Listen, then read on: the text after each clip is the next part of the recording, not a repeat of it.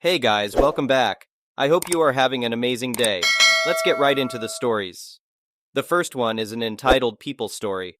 When the new Homeowner Association president Karen moved in last month, I knew we were going to have problems. She seemed friendly enough at first, always waving and saying hi, but it didn't take long for her inner Karen to emerge. The first incident happened about 2 weeks after she moved in. I was washing my car in the driveway on a sunny Saturday afternoon when I heard that shrill voice shouting from across the street. "Excuse me! You're not allowed to do that in your driveway! It's against the homeowner association rules!" I looked up to see Karen glaring at me with her hands on her hips. "I'm sorry, what? I've lived here for years and have always washed my car in the driveway," I responded, confused. "Well, I'm the new homeowner association president and it's prohibited. The soap and water will run into the street and cause problems," she huffed. I tried to explain that I wasn't using soap, just hosing off the dirt, but she wouldn't listen. "Rules are rules. Take it to a car wash from now on," she scolded before marching back inside. I shook my head in disbelief. This was just the beginning of Karen's crusade to enforce her interpretation of every minor homeowner association rule. Over the next few weeks, she constantly harassed me and other neighbors over the most ridiculous infractions. My welcome mat was apparently half an inch too big. My trash cans were left out 5 minutes too long after pickup. My grass was a quarter-inch too tall. No matter how politely I tried to address her concerns, she always resorted to threats and condescension. "If you don't comply, I'll have no choice but to issue fines," became her favorite phrase. The final straw came when I returned from work one day to find an official homeowner association violation notice taped to my front door. She was fining me $100 because my mailbox post needed repainting. I saw red. This was just a tiny spot of chip paint. There was no way I was paying this ridiculous fine. Finally, having enough of her harassment, I decided to fight back. I reread the homeowner association bylaws to make sure I knew them inside and out. Then I started watching and waiting for Karen to slip up. It didn't take long. The very next week, I noticed her putting out her trash cans at 6 p.m. the night before pickup. Aha! The bylaws clearly stated cans could not be put out before 7 p.m. I took photos of her violation for evidence. The next day, I typed up an official notice citing the relevant bylaw. With a smile, I walked over and taped it to her front door. A taste of her own medicine? Well, she lost it when she found that notice. She came storming over to my house, face red with anger. "How dare you fine me? I'm the president," she shouted. I calmly explained that rules apply to everyone and quoted the exact bylaw she violated. "If you don't pay the fine, I'll have no choice but to escalate this," I said, throwing her own words back at her. She sputtered threats about getting lawyers involved before whirling around and leaving in a huff. I almost felt bad for her. Almost.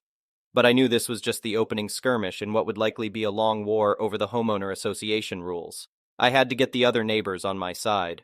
I started talking to all the other homeowners she had been harassing with ridiculous fines over minor issues. It didn't take much to convince them to stand together against her craziness. We came up with a plan. Every time Karen violated a rule, one of us would report her and insist she pay the fine.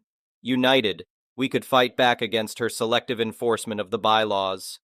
For the next few weeks, Karen received constant citations for her hypocritical rule-breaking.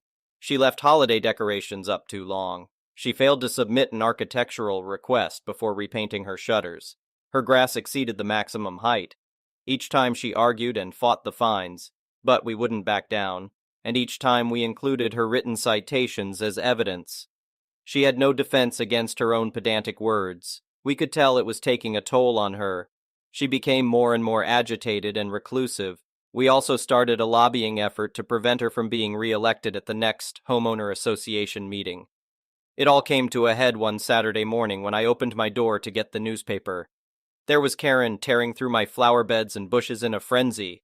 I yelled at her to stop, but she ignored me. By the time the police arrived, she had destroyed thousands of dollars worth of landscaping. Of course, I pressed charges for the vandalism. The police also notified Karen that she would face a very steep fine from the homeowner association per the bylaws against destructive behavior. At her court date, the judge ordered her to pay for all the damages and take anger management classes. But the ultimate punishment was barring her from ever serving on an homeowner association board again. We celebrated her removal at the next homeowner association meeting and elected a new board focused on cooperation, not petty citations. No more Karen rule in our neighborhood. With our community united, we could finally relax and return to normal life without constant harassment over mailbox height and grass length. The new board concentrated on things that really mattered, like arranging neighborhood watch and a block party. As for Karen, we heard she had to sell her house just to pay the fines and lawsuit costs against her. I almost felt bad seeing the for sale sign go up. Almost. But I knew our neighborhood was better off without her brand of crazy. Sometimes you have to fight fire with fire when dealing with an insane homeowner association president on a power trip. But in the end, the good neighbors will prevail over any entitled Karens trying to rule through intimidation. The next one is a pro-revenge story. Cast me, Karen =, co-parent, kid =, daughter. This story takes place a few years after our breakup and the settlement of our house. We have had 2 years of 50-50 custody of our daughter, 1 week on, 1 week off. Handover is on Monday after school. This is good, as I avoid seeing Karen most weeks. On one of my weeks, the kid comes down with a stomach flu on Thursday, both ends like a volcano. This carried through to Saturday, and on Sunday, she was tired but had no symptoms. I kept her home on Monday to ensure she is 48 hours symptom-free before sending her to school. I dropped the kid off at Karen's, informing her she had a stomach flu, but she should be fine for school tomorrow. Without asking any additional questions, she utters a sound I've only heard camels make before closing the door, rude. But anyway, 3 days go by, and I get a call from Karen. Karen, kid is lactose intolerant. You need to get special milk. Me, where is this coming from? Karen, she had ice cream last night and threw up 45 minutes later. I spoke to my hair and beauty teacher, who said she must be lactose intolerant. Now it's time to mention my girlfriend at the time, now my wife, is a qualified and practicing dietitian and is listening to this call as I put it on speaker. Wife, I really don't think so. Lactose intolerance mainly affects the bowels. Kid had gastro last week. The body will often reject dairy foods for 1-2 weeks post-gastro. If symptoms continue after 3 weeks, then it's something to look into. She went on to explain the science behind this, but I'll spare you the details. My wife said that she cannot make a formal diagnosis, as that requires specific costly tests, but she can refer and treat such conditions. She said it's her professional opinion, as these symptoms are sudden and presented around the same time as gastro. It's gastro-related dairy avoidance. Karen, you're not a doctor. Kid is lactose intolerant, and if you don't comply with the treatment, I'll report you to Child Protection. I thought for a second and said, okay, I'll make you a deal. You get the formal diagnosis and I'll fund the full cost of the test. If it comes back negative, I'm not paying a cent. Hearing this, my wife smiled. Karen, so I pay for the test, and when I get the diagnosis, you will pay me back the full amount. Me, yup, including flights and accommodation. Karen agreed to this deal. I texted her this for written evidence, and she replied with, okay. A few weeks go by and the kid tells me, Mummy is taking me to Melbourne for tests. I get to go on a plane, yay. It's a good time to note that week. The kid was having milk with her breakfast, and surprise, surprise, no problems. Another 4 weeks go by and Karen calls me. Karen, so the test results came back negative. The specialist said it was probably gastro-related issues. Nothing that we could have seen coming, but at least now we know. Anyway, the flights cost me $600. Accommodation was $150, tests were $750, so you owe me half, which is $900. Me, firstly, my wife, who treats conditions like this, said it was gastro-related. You refused to listen, stating we are not doctors, but apparently your hair and beauty teacher is a qualified doctor, eh? Secondly, $600, $150, $750 equals $1,500, half of which is $750, not $900, which brings me to my main point. We agreed that if the test was negative, I wasn't going to pay a cent. You agreed. I hung up, sent her a screenshot of our agreement, including her okay response. The next one is a petty revenge story. This was about 23 years ago. My husband was lousy at giving gifts. He would get what he wanted for himself. That year, I came home to a large box wrapped up about 10 days before Christmas, and he said it was for me. He was so excited. Mind you, we have always been pretty broke, so we, or should I say I, always bought for our children and his greedy family, Mill demands. We always did without. For some reason, I wasn't that excited about this gift. Intuition. Well, Christmas Eve comes and we open gifts. He gets all excited, telling me that I'm going to love this present. I open the box to find a shop vac. We had hardwood and linoleum, so I always swept and mopped and had no need for it. He told me that it is wonderful because it cleans up the garage, his domain, even picks up water, and he said it worked great because he already tried it before wrapping it up. I was pissed. He bought it for himself. I would have been happy with a $5 necklace that turned my neck green. That night, I wouldn't even go to bed with him. He comes into the living room where I was laying down at and told me to come to bed. I told him I wouldn't because I couldn't look at him. He then tells me how I was extremely selfish because gifts were to be what we as a family could use, not what we would want. I laid there all night and plotted my revenge. I had to wait for a year, but like they say, best served cold. I kept quiet and told nobody of my plan for revenge. 50 weeks later, I found it. I wasn't even looking for it, but it was staring right at me as to say, here I am, and it is time. It was in a huge box. I quickly purchased the gift, got some wrapping paper for it, and hid it. Didn't want any sneaky Petes. Christmas Eve, while he was at work, I put the present under the tree, took 2 rolls of cheap wrapping paper, and I put some ribbon and a bow on it. It also had a nice weight for it. We start opening gifts, and I wait a bit. Finally, his eyes light up seeing this big box and finding out it was his. He was so excited, and I told him that this is specially bought for him. He opens the box to find a case of toilet paper. I then quoted him. Christmas was not for what we would want, but what we as a family need or could use. We all wipe. He was furious. He complained to his brothers and everyone. My family and his brothers told him that he deserved the toilet paper. To this day, no husband in my family will ever buy a vacuum cleaner for their wives as gifts. The next one is a malicious compliance story. Story from quite a few years ago from when I was a bartender in a corporate-style cookie-cutter restaurant. I mostly worked nights, but had one regular mid-shift on Fridays. We were always super busy at the bar for lunch on Fridays and usually had quite a few of the mall workers coming in to eat then head back to work. Nearly every Friday, the same smug, borderline rude lady came in for lunch. Every time she paid exact change, 0 tip. Maybe half the time she would complain over some minor inconvenience, and more than a few times got a comped meal. The more I had to wait on her, the more indignant and pissed off I got. So around Christmas time, I was out and about in the mall buying for family and friends. Picked out something nice for my girlfriend at the time, a sheer top, which I thought would look amazing on her. Decently priced with it being on sale too. Walking up to the cashier, I was a bit surprised to run into resting idiot face. Whatever. In street clothes, I felt like she barely registered who I was, or maybe she really didn't care who was at her register, maybe both. So I handed her a $20 bill. She examined it for a moment, turned it over twice, held it up to the light even. Then out came the counterfeit pen marker. Thinking to myself, a bit excessive, no? Change should have been around $1 and change. Surprisingly, she handed out $81 plus change. She called the next in line, so I stepped to the side for a moment in contemplation. I could honestly feel the devil on one shoulder and the angel on the other. Took me a moment or two, but I finally let my moral compass win and stepped back in front of the register. I nicely explained that there was a mistake made, but before I could continue, she shot me down and briskly told me, in a semi-professional tone, to GTFOH. So I did. The way I look at it, all those lost tips and the money she just gifted me was just karma. Sucked to be her, I guess.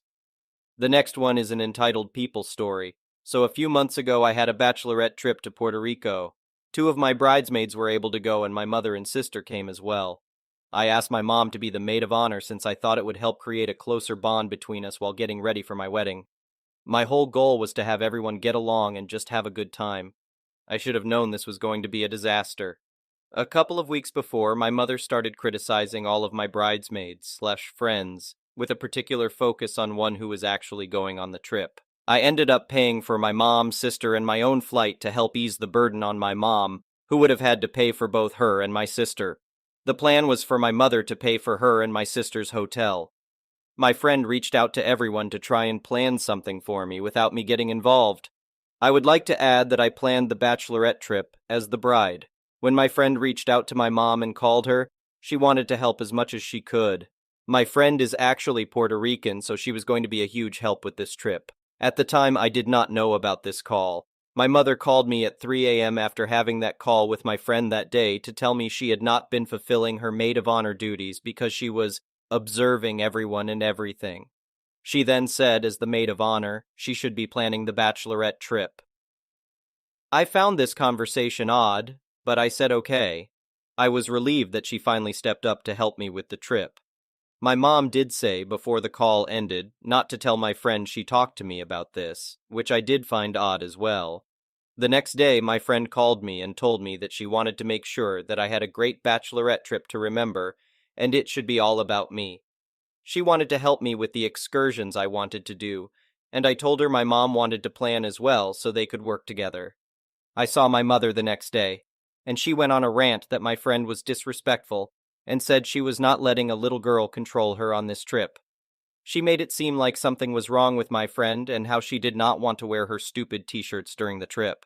She started raging and telling me she didn't want to go in the rental car with my friend and wanted to take an Uber. Her words were, "Your friend is disrespectful, and I will beat this idiot ass." This automatically started stressing me out. She said she didn't like my friend and she was disrespectful and had mental issues. I ended up calling my friend and asking her if she could cancel the rental, but she said she could not. I created a group chat for the ones attending the trip, and my friend was asking questions about the activities we were going to do and how excited she was, but my mom and sister were instantly annoyed. My mom was supposed to plan the activities that we were going to do in Puerto Rico. She refused to let my friend do it or participate in helping, even though my friend is Puerto Rican. Fast forward to the first day of the bachelorette trip.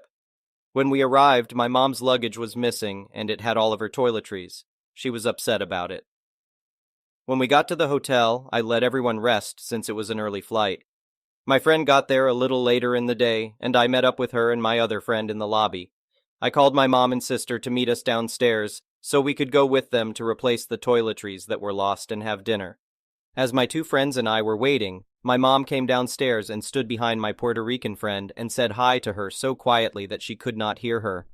I hinted to her that my mom was standing over and behind her while she was sitting on the lobby couch, which I thought was weird. She turned around and said hello. My mom instantly just said, "Okay, I am leaving now. Go be with your friends." She literally ran off. My sister did not say a word. When I tell you the energy was so off, you could cut the tension in the air with a knife. I asked my friend what was going on with her and my mom because something just felt really off. She told me she did not really know her, so she did not understand why. I decided to just go to the bar with my friends and wait for my mom and sister to get back. 5 minutes later, I got a text from my mom saying, "Shame on you. You betrayed your family. You chose a nobody over your own family. I'm disappointed, and your sister and I are out of the wedding." I responded and said that I did not, and asked what the problem was. I was then ignored. I started crying hysterically because I did not want my bachelorette to be like this. My friends tried to cheer me up and took me out to dinner. I decided to let things cool off and try to smooth things over in the morning with my mom and sister. I went to my mom and sister's room and knocked on the door several times and kept going back to knock on the door. I also called each of them, and there was no answer. I even waited around the lobby to see if I ran into them, but nothing. I called both of them again later in the afternoon, and finally my sister picked up. I asked if they were okay and if we could squash whatever happened and move forward with the plans. I asked why they did not answer me for hours, and they said they were sleeping, which I knew was a lie because I heard someone look through the peephole when I knocked earlier. My sister said they are not doing any of the activities that I wanted to do and that they were having lunch, but would not tell me where they were. I felt terrible. My mom planned nothing that she said she was going to plan. My friend even texted and reached out to my mom and apologized for whatever my mom thought she did and called, but my mom did not answer. My friend scrambled and tried to make the best of the rest of the trip for me, while my mom and sister were MIA. The day before we had to leave and go home, my sister reached out to get their plane tickets, which I had purchased. I sent them, and I was immediately upset. My mom asked me to put my credit card down for her and my sister's hotel and said she would pay me back. I honestly think that she had no intention of paying me back because she is my mother. They ignored me during the entire trip and now demanded their plane tickets. I decided to change my flight and leave earlier. I couldn't sit on the plane with my mom and sister and act like this was normal. My sister called and asked if I was going to get an Uber to the airport, and I told her no, I have a different flight. My mom finally appeared and called me and said so many hurtful things. My mom told me I was always disloyal, how I interpreted everything wrong, I overthink, I don't care about her and my sister, how I was feeling is wrong, and called me a liar and hung up in my face. My friend started to tell me about the phone conversation that she had with my mom prior. She didn't want to tell me out of respect for my mother because my mom asked her not to tell me about the phone conversation. My friend said my mom was talking badly about me, my fiance's family, and how I was planning my wedding. My friend was put in this awkward position. Ever since that trip, I have not spoken to my mom or sister, and they did not show up to my wedding. I only get a text from my sister to tell me to pay both her and my mom's phone bill once a month, and that is it. Thank you for watching. I would really appreciate it if you could like the video and subscribe to our channel if you haven't already.